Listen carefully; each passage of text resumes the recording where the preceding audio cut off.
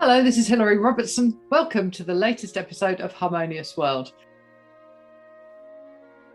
I am absolutely delighted to be joined by conductor Garrett Keast, who actually is a mutual friend of Michael Shapiro, who I have interviewed twice for this podcast already.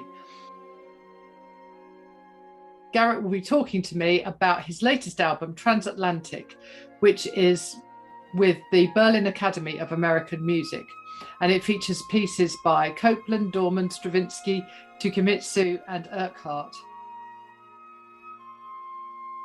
Transatlantic is the debut album from Garrett Keast and the Berlin Academy of American Music, which was recorded at the beginning of 2021, when I don't think anybody thought orchestral music could be recorded.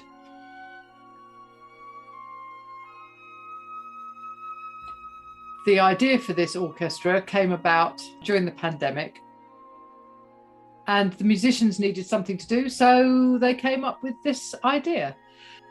What you're listening to now is Urquhart's Lamentation for Flute and String Orchestra, which is actually a cornerstone of this album.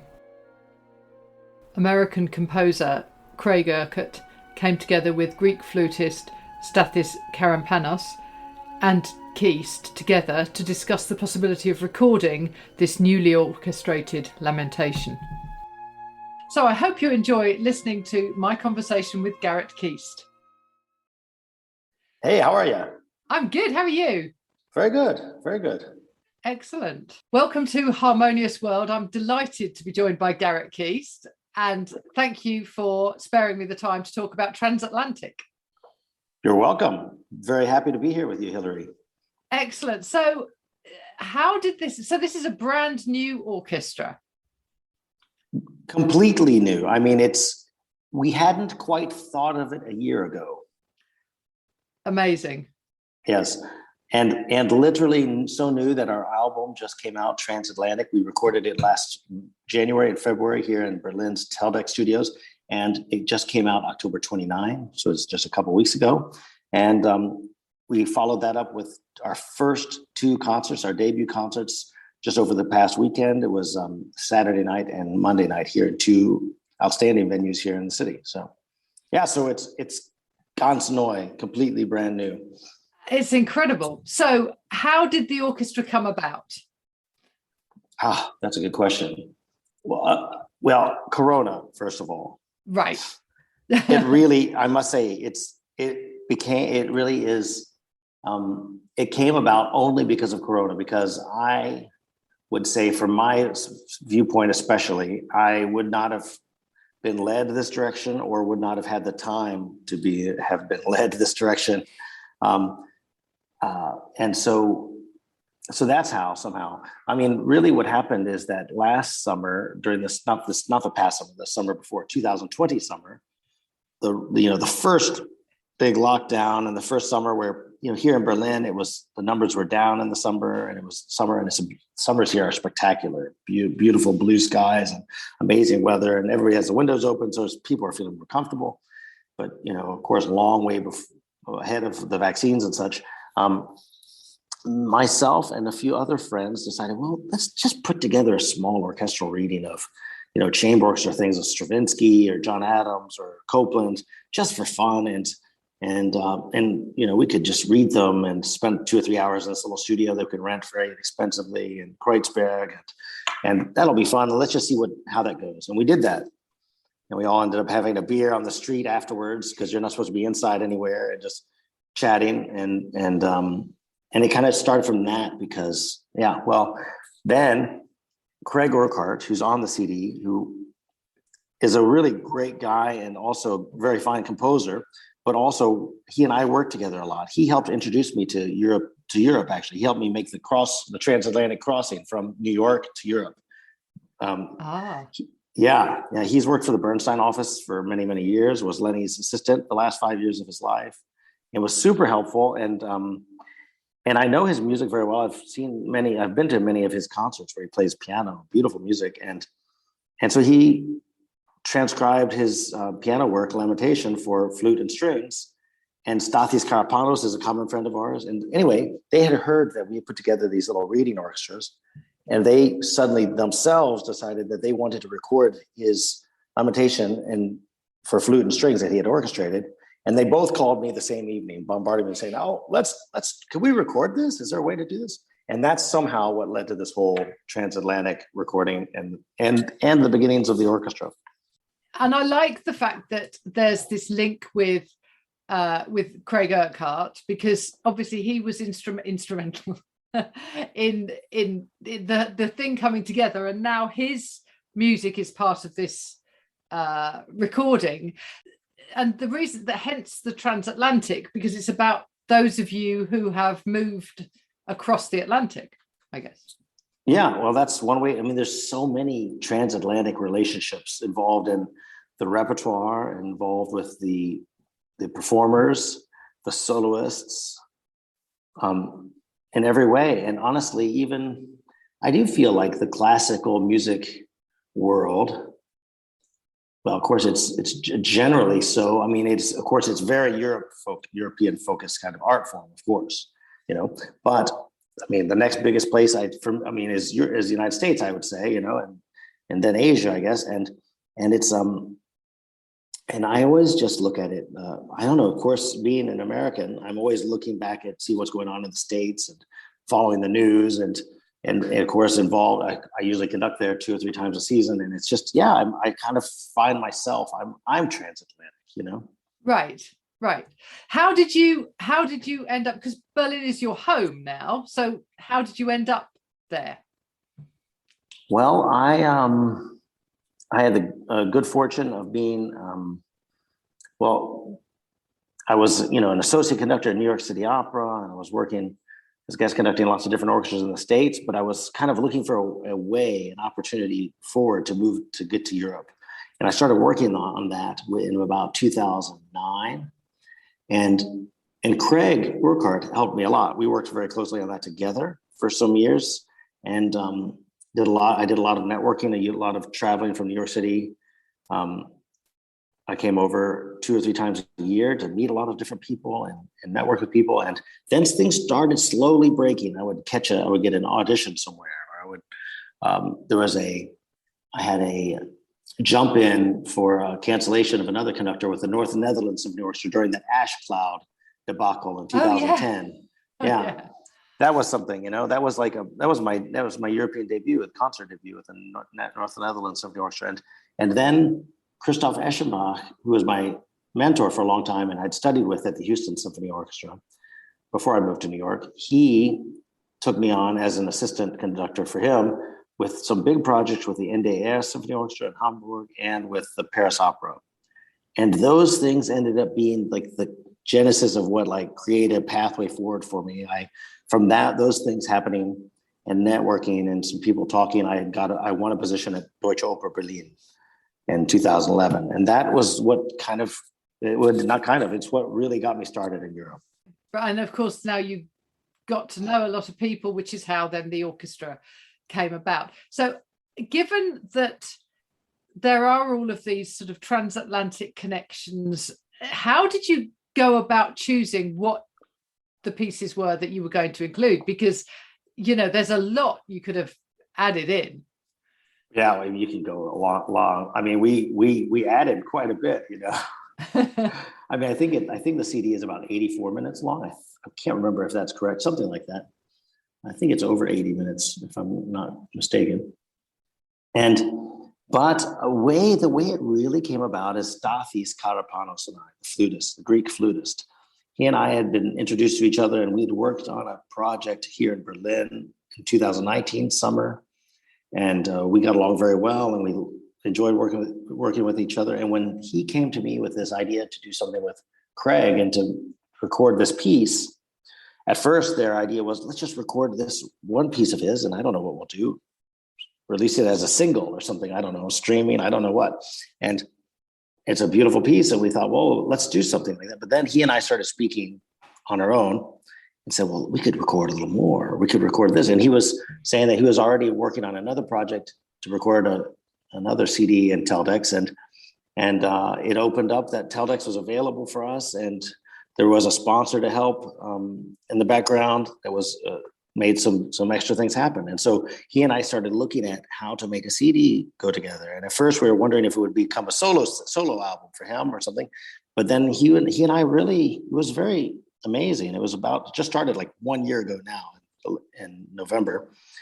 I would happen to be conducting in Helsinki for a couple months at the opera there. And he and I were just talking on the phone every day, a couple times a day. What about this piece? What about this piece? And, we're looking at pieces for flute, of course, as well. Right. To showcase him, but also maybe to showcase me and this orchestra. And so that's how, well, first, of course, Craig's piece, The Lamentation for Flute and Strings.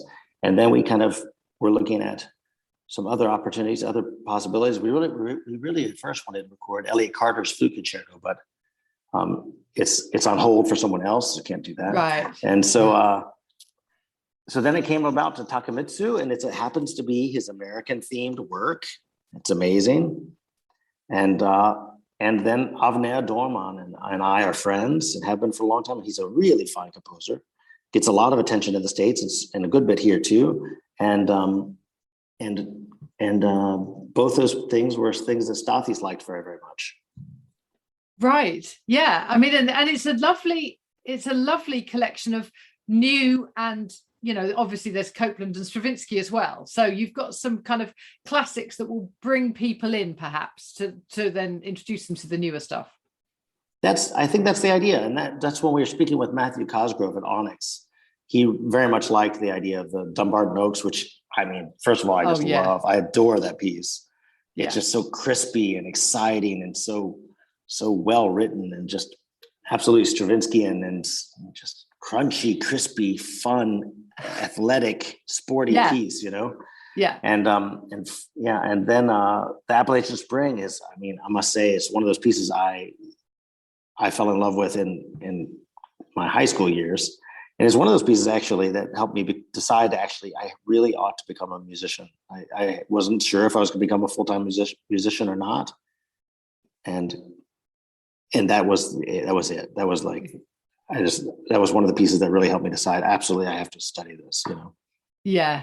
Yeah. I mean, Copland it feels like he's sometimes overlooked, but I mean, Appalachian Spring is such a fantastic composition. He is overlooked. There's not many pieces of his that are really that famous. There's Rodeo, there's maybe the Latin American, what's the El Salón Mexico, which is really nice. There's the Copland Third Symphony, which I love and have conducted a few times. Then there's Appalachian Spring. I mean, Appalachian Spring by far is the most famous. Yeah. And what's interesting though, I find, Hillary, is in Europe, like most people have heard of Appalachian Spring and they know it's a famous work, but they don't know it. No, I think that's true. I think that's very true. They've heard of it, but not heard it. Yes. Yeah. Not in the same. Yeah, and that's not the same way with Gershwin. I think Gershwin is sort of, I always think of them sort of in the similar vein, but people will recognize an American in Paris things, whereas they won't recognize an Appalachian Spring. Yes. I think in the same way. Whereas in the States, if I program Appalachian Spring, it's just the most standard thing I can possibly do. Really? Yeah, practically. I heard that over the pandemic, the 13 instrument version, which we recorded there, was the most rented piece by Boozy and Hawkes in North America during the pandemic, because so many orchestras were doing smaller orchestration pieces, But I don't think so over here. I was really, really very interesting to hear, and from the musicians when we recorded it we had really some fantastic players in that orchestra, and they were all saying, I haven't played that piece before. It's so well written. It's such a gorgeous piece. And it made me realize as an American, like, it's not just an American masterpiece. It's truly a 20th century masterpiece. Yes. Yeah, definitely. Yeah, for sure. So how was your lockdown? How did it hit you? Well, I mean, for me, it hit me. I was in Stockholm conducting in the opera when it all hit, and they held on a little bit longer there than everybody else, but not much longer, 4 or 5 days. And they shut down the opera house and sent me packing, And that's the way it was. And then another job was in Hamburg was canceled a couple days later, and so I came home to Berlin. Came home to Berlin. We have two little boys at home, 3.5 and 6-year-old boys, and so we were busy. We were never bored. Right. No. And suddenly they couldn't go to school or to kindergarten, but the best thing about that period in middle March through all of May, it was practically every day bright blue clear skies in Berlin. Right, it was beautiful weather, wasn't it? It was just gorgeous. We were so lucky. Same there.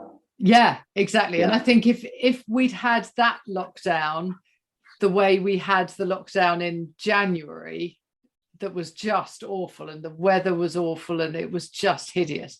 But I think there was a lot of people going, oh well, I'm going to go for a walk then, because the one thing you were allowed to do was go for some exercise. So everyone was walking around, in the countryside, and it was lovely. And I suspect it would have been different if we hadn't had that lovely weather. Yeah, that was incredible. Yeah, I will always remember that. Yeah, so, definitely. Yeah. Yes. Yeah. So obviously now your lockdown project has finally sort of burst into life now with this album. Are there plans to tour? Obviously you've had two performances already with the orchestra. Are there plans to do more in Germany and perhaps tour? Absolutely. That is the plan. What we are trying to do is, there's some talks with some different presenters and with another record company at the moment about a possible another recording, different styled recording completely, but still focus on American composers. And there's a few agents interested in helping us make our mark and make a name for ourselves so we can start to be toured or presented properly. And we're at actually at this moment, I have to organize a couple different program choices for a presenter for something that's coming up, that could come up and might become, shall we say, legitimately in the schedule in the next week or two. Something coming up in the winter. So, bigger things, I must say, where the orchestra can expand a bit from 13, 15, 18 instruments to 25, 30. Yeah. And I think there's a lot possible, because it's really what was so fun about we get the same interest from the recording, but also from our concerts, is that we have a really interesting mix of repertoire, but it's not scary. Yeah. Yeah. Yeah. I mean, of course it's still sophisticated. It's still great music, but it's not, I'm not really, I love new music. I've done lots of crazy pieces, and I always enjoy that. But that's not the point of this ensemble. This orchestra's point is not to be a new music focused ensemble. I think we will always want to present new music, one or two pieces of program. But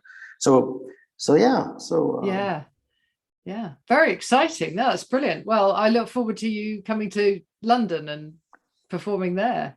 Yeah, we certainly want to. I was talking to my general managers there, Peter Railton.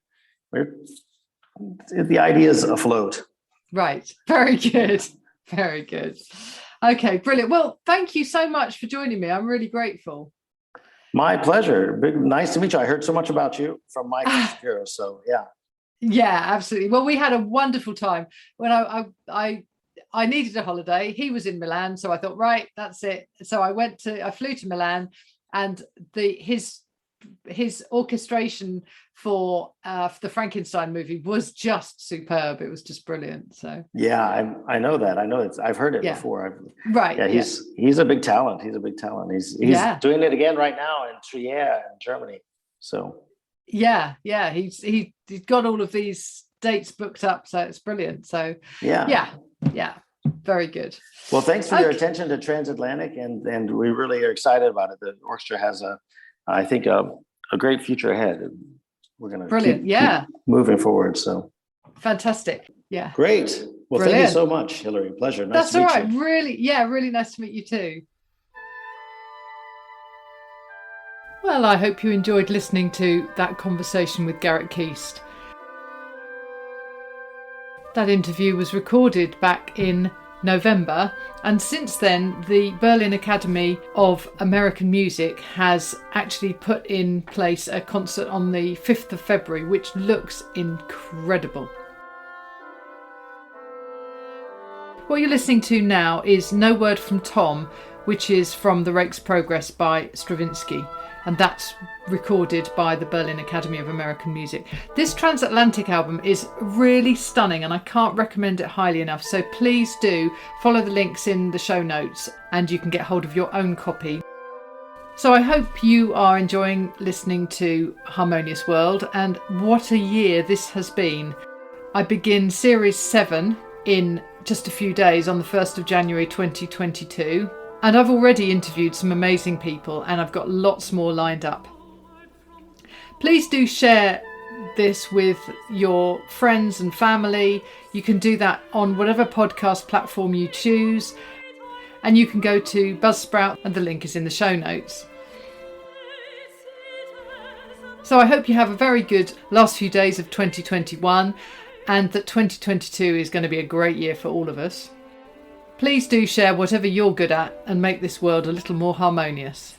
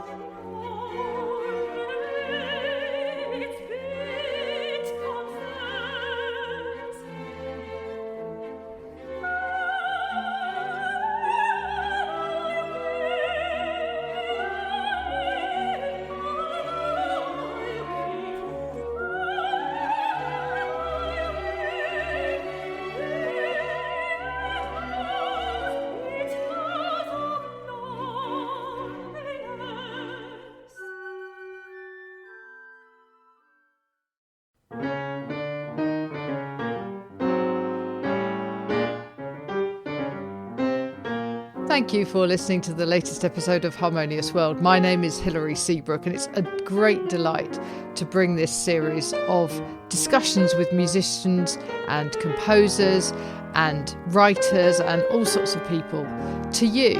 Obviously, there's no point in having a podcast if people aren't listening, and I'm very grateful to my listeners for doing so. Thanks also to Joe English for composing and performing this new theme tune. So wherever you get your podcast, you can leave a review.